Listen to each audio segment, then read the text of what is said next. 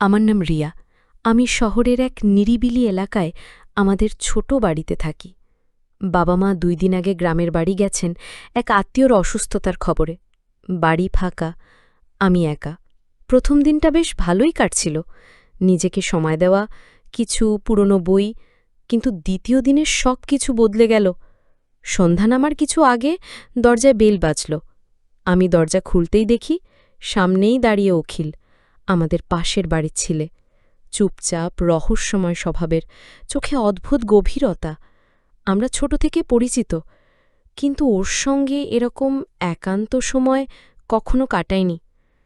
আজ আমি তোমার সঙ্গে থাকতে চাই। ওর চোখে ছিল সত্যিকারের কিছু চাওয়ার আকুতি। আমি চমকে উঠি। মানে? শুধু কিছু সময় গল্প করতে চাই। অনেক কথা আছে যা বলা হয়নি এতদিন। ওর কণ্ঠ শান্ত, কিন্তু চোখে ঝড়।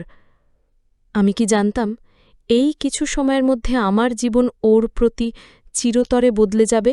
আমি ওকে ভিতরে আসতে দিলাম। ঘরজুড়ে তখন নিস্তব্ধতা, কিন্তু মনে চলছিল শত প্রশ্ন। অখিল ধীরে ধীরে আমার পাশে এসে বসল। সে বলল, তুমি জানো, আমি কত বছর ধরে তোমার জন্য পাগল, কিন্তু বলতে পারিনি। আজ আর থাকতে পারিনি। হঠাৎ করে সময় যেন থেমে গেল। আমার বুক ধরফর করছিল। আমি কিছু বলার আগেই ও আমার হাতটা আলতো করে ধরল। ঠান্ডা আঙুলে একটা অদ্ভুত উত্তাপ। আমার চোখে চোখ রেখে বলল, আজ যদি না বলি, যদি না থাকি, হয়তো আর কখনো হবে না। এই মুহূর্তেই একটা বিকট শব্দ হল। বাতি নিভে গেল, বিদ্যুৎ চলে গেল। হঠাৎ অন্ধকার ঘরে সেই স্পর্শ, সেই কণ্ঠ যেন চারপাশে ছড়িয়ে পড়ছে নিঃশব্দ আগুনের মতো। বাতি নিভে যাওয়ার পর ঘরের অন্ধকারে যেন সব শব্দ থেমে গেছে। কেবল বুকের ভিতর ওর ধুকপুক শব্দটা ক্রমশ জোরে বাজছিল। আমি অনুভব করতে পারছিলাম অখিলের নিঃশ্বাস, তার দমে লেগে থাকা এক চাওয়া যা বহুদিন ধরে জমে আছে। ও ধীরে ধীরে আমার খুব কাছাকাছি এলো, আমার মুখের এতটাই কাছে যে ওর নিঃশ্বাস আমার গালে ছুঁয়ে যাচ্ছিল। তুমি ভয় পাচ্ছ না তো? ওর কণ্ঠ নিচু, নরম, মায়ায় ভরা। আমি মাথা নাড়লাম, না জানিয়ে। ওর হাতটা আমার গাল ছুঁয়ে গেল নিঃশব্দে। আমি চোখ বন্ধ করলাম, কোনো শব্দ নেই, কিন্তু সেই ছোঁয়ায় যেন একটা ঝড় বয়ে গেল শরীর জুড়ে। শরীর সাড়া দিচ্ছিল, মনের অনেক পুরনো বাধা ধীরে ধীরে গলে যাচ্ছিল। তুমি জানো, অখিল ফিসফিস করল, এই হাতটা ধরতে আমি কত দিন অপেক্ষা করেছি। আমার ঘুমে, চিন্তায়, প্রতিটা কল্পনায় তুমি ছিলে গো, শুধু তুমি। আমি চোখ খুলে ওর দিকে পাকালাম।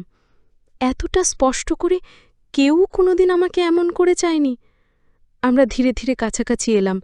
ঘরের অন্ধকার যেন আমাদের মুছে দিচ্ছে বাইরের জগৎ থেকে। ও আমার কাঁধে হাত রাখল। আমি ওর বুক ছুলাম। নিঃশব্দে হৃদস্পন্দন গুনলাম, যা কেবল আমার জন্য ধুকপুক করছিল। চোখে চোখ রেখে আমরা একে অন্যকে বুঝছিলাম, শব্দ ছাড়াই। তারপর ধীরে ধীরে ওর ঠোঁট আমার কপালে ছুল। এক চুম্বনে যেন কত কিছু বলে দিল, ভালোবাসা, আকাঙ্ক্ষা, নির্ভরতা। আমার শরীর গরম হয়ে উঠছিল, রোমাঞ্চে ভরে যাচ্ছিল মন। আমি ওকে জড়িয়ে ধরলাম শক্ত করে। সেই রাতের শব্দ ছিল না, কথা ছিল না, শুধু ছিল নিঃশ্বাস আর স্পর্শের গল্প। ঘরটা যেন আবেগে, উত্তেজনায় ঘন, ভালোবাসায় মোড়ানো এক জগতের রূপ নিল।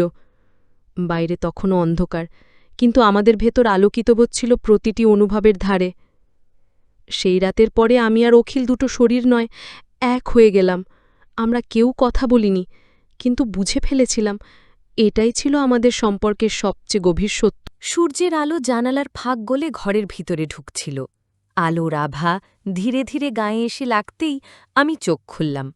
আমার পাশেই অখিল, ঘুমন্ত মুখটা এতটা শান্ত যেন সারা রাত জেগে থাকা সেই চাওয়া আজ পূর্ণ হয়েছে। ওর বাহুতে মাথা রাখা অবস্থায় আমি শুয়ে আছি, গায়ের চাদরটা আমাদের দুজনের উপর ছড়িয়ে। নিঃশ্বাসের শব্দ দুটো মিশে গেছে একসাথে। এই মুহূর্তে সময় যেন থেমে আছে। আমি উঠে বসতে যেতেই অখিল চোখ মেলে তাকাল। ভেবেছিলাম তুমি চলে যাবে, ও ফিসফিস করে বলল। আমি একটু হেসে বললাম, তুমি চাও আমি যাই? না জানি। ও আরও কাছে টেনে নিল। তুমি এভাবে থাকো, যেন সারা জীবন থাকো। ওর গায়ের উষ্ণতা, সেই স্পর্শ আমাকে আবার ফিরিয়ে নিল রাতের সেই মুহূর্তে। সেই নিঃশব্দ উত্তাপ, চোখে চোখ রাখা, স্পর্শের ভাষা, যেটা শুধু আমরা দুজন বুঝেছিলাম। রিয়া, অখিল আমার কানের কাছে মুখ নিয়ে বলল, তুমি জানো, সেই রাতে আমি শুধু তোমায় ছুঁইনি, আমি তোমার ভিতরে নিজেকে রেখে দিয়েছি। আজ আমি শুধু শরীর নয়, তোমার সব কিছু চাই। আমি ওর বুকের ওপর হাত রেখে বললাম, তুমি আগেই নিয়ে নিয়েছ। ওর ঠোঁট আমার কাছে ছুঁয়ে গেল, গায়ের লোম খাড়া হয়ে গেল উত্তেজনায়। ওর আঙুল আমার আঙুলে জড়িয়ে ধীরে ধীরে বুকের কাছে এগোতে লাগল। গায়ের রন্ধ্রে রন্ধ্রে আবার ছড়িয়ে পড়তে লাগল সেই উষ্ণতা। চাদরের নিচে আমরা দুজন একে অপরকে খুঁজে নিলাম।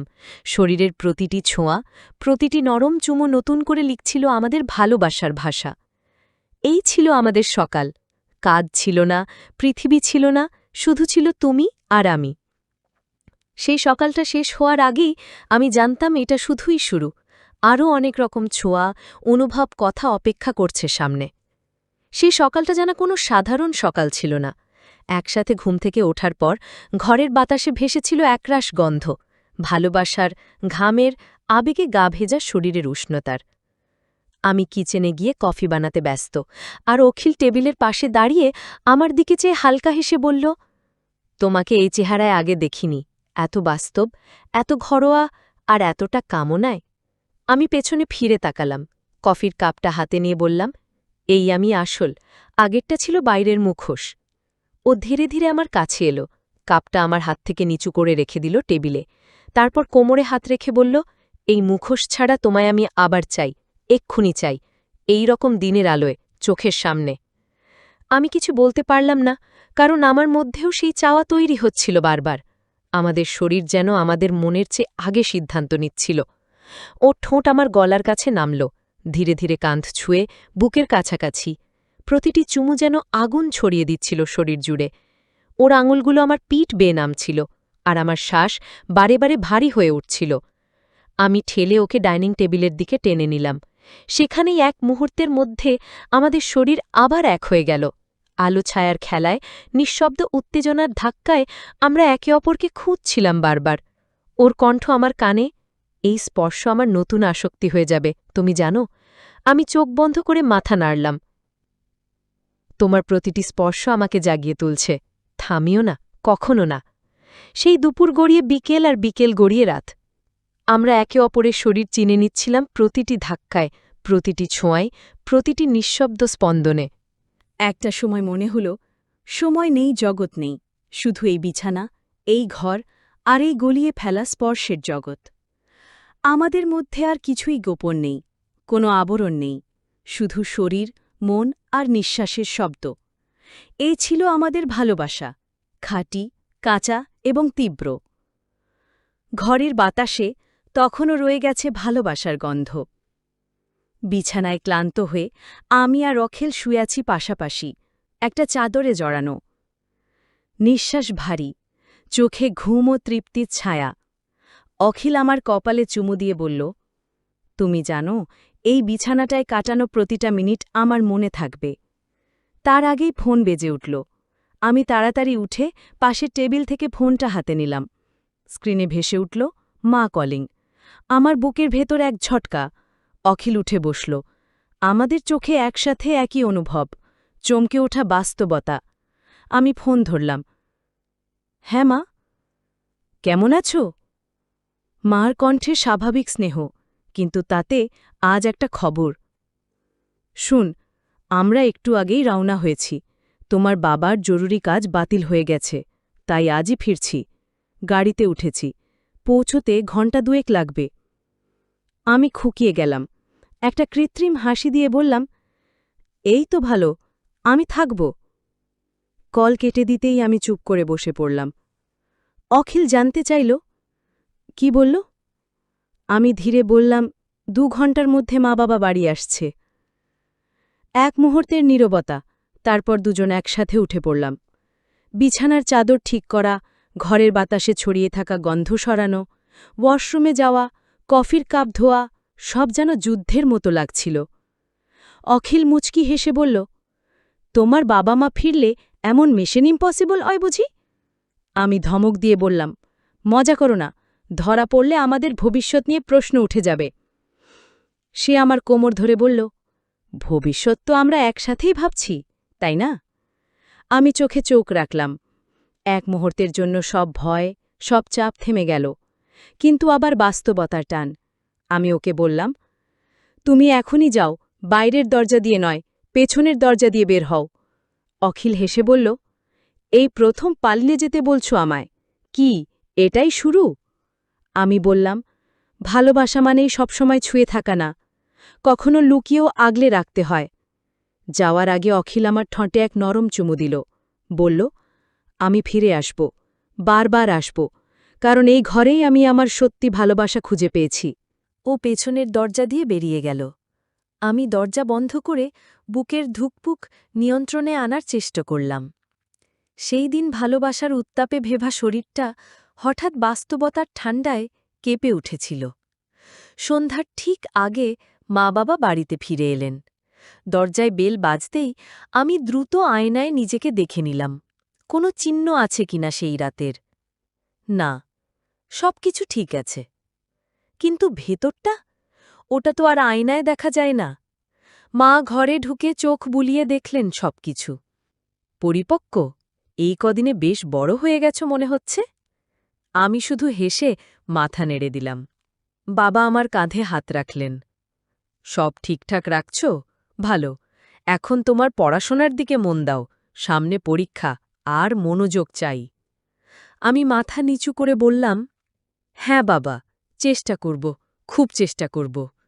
কিন্তু মন, সে তো খুঁজছে একজন মানুষকে, যে ঠিক এই ঘরেই আমার পাশে শুয়েছিল কিছুদিন আগে, যার নিঃশ্বাস আমার গালে লেগেছিল, যার চুমু এখনো গলায় জমে আছে। রাতের খাওয়া সেরে নিজের ঘরে চলে এলাম। জানলার পাশে দাঁড়িয়ে বাইরের অন্ধকার দেখছিলাম। আগের মতোই ঘর, আগের মতো বিছানা, কিন্তু কেমন যেন সব ফাঁকা, শূন্য। অখিল আর আসবে না আজ। ফোন করাও যাবে না, মা বাবা আছেন, সব নজরে। আমি ডেস্কে গিয়ে বই খুলে বসি, ভূগোলের নোটস, গণিতের অঙ্ক, কিন্তু প্রতিটা পাতায় যেন অখিলের মুখ ভেসে ওঠে। প্রতিটি অক্ষরের মাঝে তার স্পর্শ লুকিয়ে থাকে। এমনকি বইয়ের পৃষ্ঠার কোনায় একটু আঁচড় দেখি, মনে পড়ে সেই রাতে বিছানায় ওর হাত আমার গা বেয়ে নেমে এসেছিল। আমি চোখ বন্ধ করি, নিজেকে বোঝাই এটাই বাস্তবতা। ফিরে যেতে হবে আগের মতো। ভালোবাসা শুধু অনুভবে থাকবে, বাস্তবে নয়। পরের দিন থেকে আমি আবার আগের মতো পড়াশোনায় মন দিই। প্রতিদিন সকাল, দুপুর, রাত ঠিক সময় মতো পড়ি। মা খুশি হন, বাবা গর্ব করেন, সবকিছু আবার স্বাভাবিক হতে শুরু করেছিল। কিন্তু কয়েকদিন ধরে পেটে ব্যথা, মাথা ঘোরা, কিছু খেতে ইচ্ছে না করা শুরু হলো। প্রথমে ভেবেছিলাম মানসিক চাপ, ক্লান্তি, কিন্তু দিন পেরোতেই সেই অস্বস্তি বেড়ে যেতে লাগল। একদিন সকালে বাথরুমে গিয়ে হঠাৎ বমি হয়ে গেল। আয়নায় নিজেকে দেখে চমকে উঠলাম। চোখে অদ্ভুত শূন্যতা, মুখে ক্লান্তির রেখা। ভয়ের একটা কুয়াশা মাথায় ঘিরে এলো। কিছু না বলে একাই গেলাম ডাক্তারের কাছে। সব রিপোর্ট দেখে ডাক্তার তাকালেন আমার চোখে। বললেন, আপনার রিপোর্ট পজিটিভ, আপনি গর্ভবতী, 6 সপ্তাহ চলছে। কি? এক মুহূর্তের জন্য শব্দ থেমে গেল চারপাশে। আমি চুপ করে বসে থাকলাম। কান ঝাঁ ঝাঁ করছিল, চোখ দিয়ে গড়িয়ে পড়ল 2 ফোঁটা জল। না কোনো আনন্দে, না কোনো স্বস্তিতে, শুধু অবিশ্বাস আর অজানা ভবিষ্যতের ভারে। ডাক্তারের চেম্বার থেকে বেরিয়ে সোজা ফোন করলাম অখিলকে। হাত কাঁপছিল। ও রিসিভ করতেই আমি বললাম, আমি তোমাকে কিছু বলতে চাই। ও বুঝে গেল। কোনো প্রশ্ন না করে বলল, তুমি কোথায়? আমি এক্ষুনি আসছি। কিছুক্ষণের মধ্যে ও আমার সামনে এসে দাঁড়াল। আমি তাকিয়েছিলাম ওর চোখে। ওর ভেতর কি, ভয় না অস্বীকার, না পালিয়ে যাওয়ার ছল? কিন্তু না, ও শুধু আমার হাতটা ধরল শক্ত করে। বলল, এটা কেবল তোমার নয়, আমারও দায়িত্ব। আমরা একসাথে ছিলাম, এখনও আছি, থাকব। তুমি একা নাও, কখনো ছিলেও না। আমি ভেঙে পড়লাম ওর বুকে। এতদিন ধরে নিজেকে ধরে রেখেছিলাম, আজ আর পারলাম না। আমরা ঠিক করলাম, এখনই বাড়িতে বলা যাবে না। সময় নেব, সিদ্ধান্ত নেব।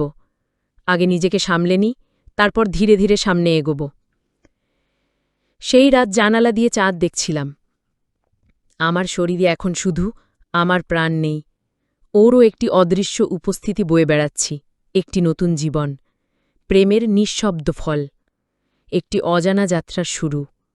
আমাদের প্রেম হয়তো গোপন ছিল, হয়তো সমাজের চোখে অনুচিত, কিন্তু এই শিশুটি একটি নিঃশুদ্ধ ভালোবাসার প্রতিচ্ছবি।